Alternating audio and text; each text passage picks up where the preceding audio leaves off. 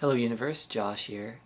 I've just been asked what books I'm reading at the moment, and that's a hard question to answer because sometimes it takes me a long time to get through a book, and some books are really fast. So some of the books I'm about to share I've finished reading, and some I stopped and haven't read for a while. And there are a number of other books that I'm in the process of that I'm not going to mention now because it's been so long since I've even had a look at them. Okay, I'll just go by what's on the stack. These are in no particular order.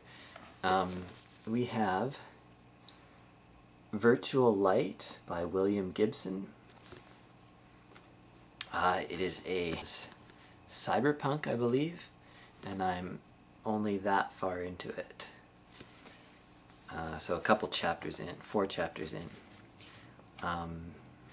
This is actually a loan from a friend, and I've had it for a while, and I've just been reading a little bit at a time, and it's an interesting read. If you've seen the movie Johnny Mnemonic with Keanu Reeves, it's similar to that. It's also similar to The Matrix, just to give you an idea of what it's about. But of course I'm only 4 chapters in, so I don't know. The next book I have is Core.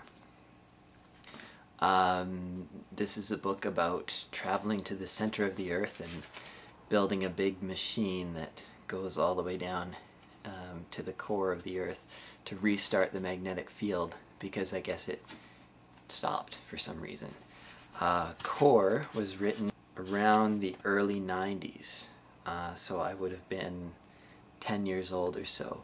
They adapted it into a movie, which you may have seen, or if not, look out for it. It's an okay movie. The book is a lot different from the movie because the book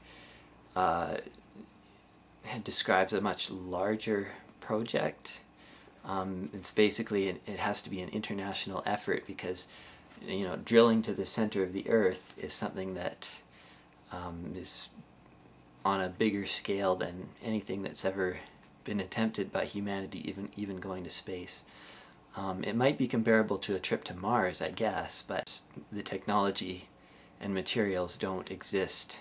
I don't believe they exist, that are described in the book. But he does a pretty good job of being, of including the, what do you call it, this scientific psy-babble, or whatever you call it, to make it sound convincing.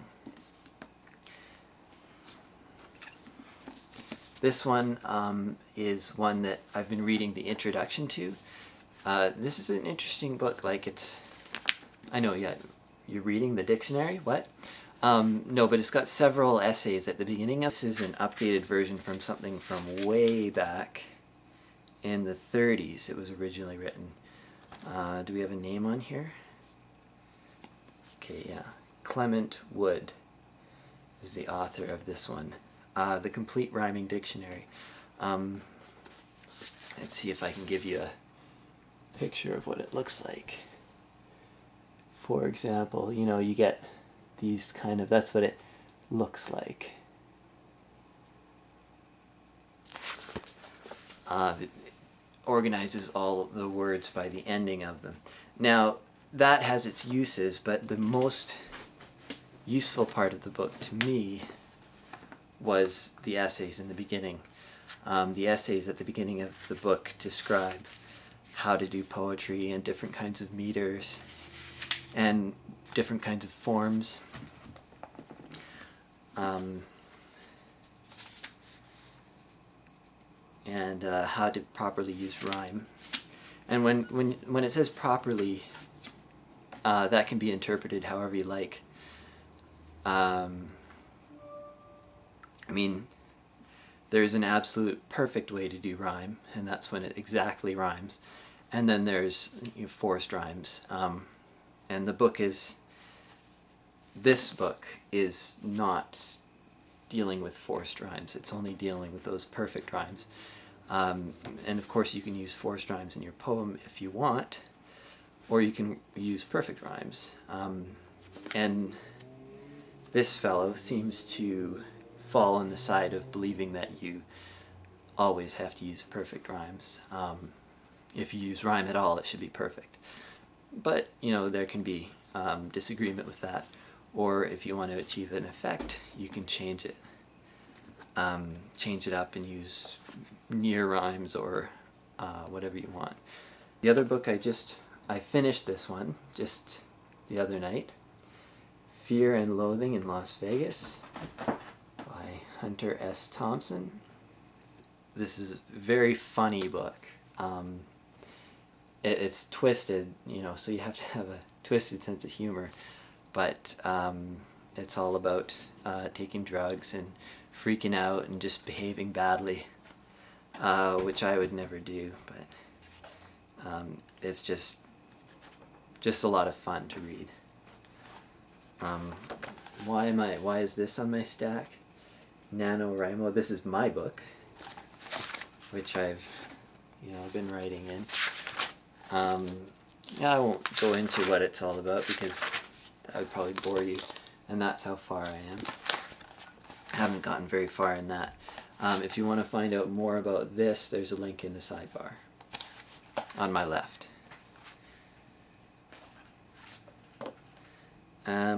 Yeah, I guess I'll mention this one because it is a book that I've just recently finished. I'm probably one of only 2 or 3 people in the world who have read this book, because it's by a friend of mine from way back when I was younger, by the name of Mary Walz. It's a good book. I do recommend it. The only place you can get it is on Lulu, print on demand. And if you're watching, hey Mary. I'm also reading this one. This one's for a course. Anita Brookner, Hotel du Lac. I'm reading that one for an English course I'm taking.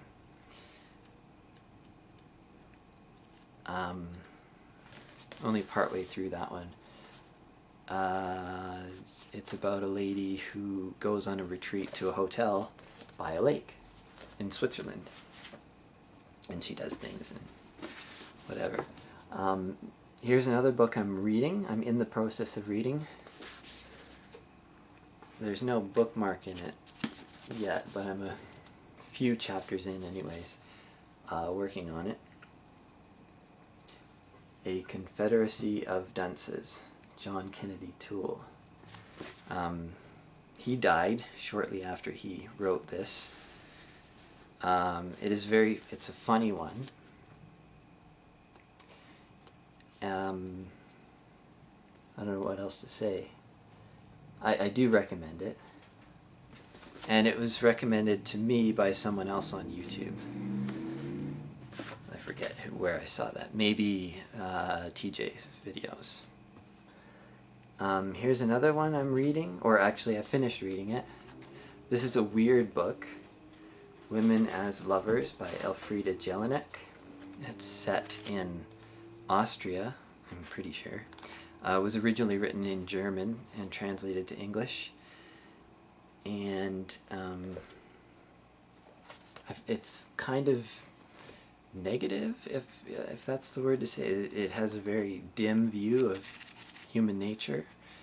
I don't know if that's human nature viewed through a lens of capitalism, because apparently Elfriede Jelinek is a communist, or was a communist.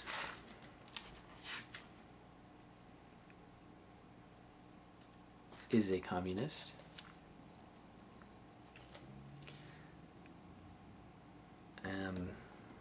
Don't know what else to say about that one. It's written in a very strange style. Here's an excerpt for you.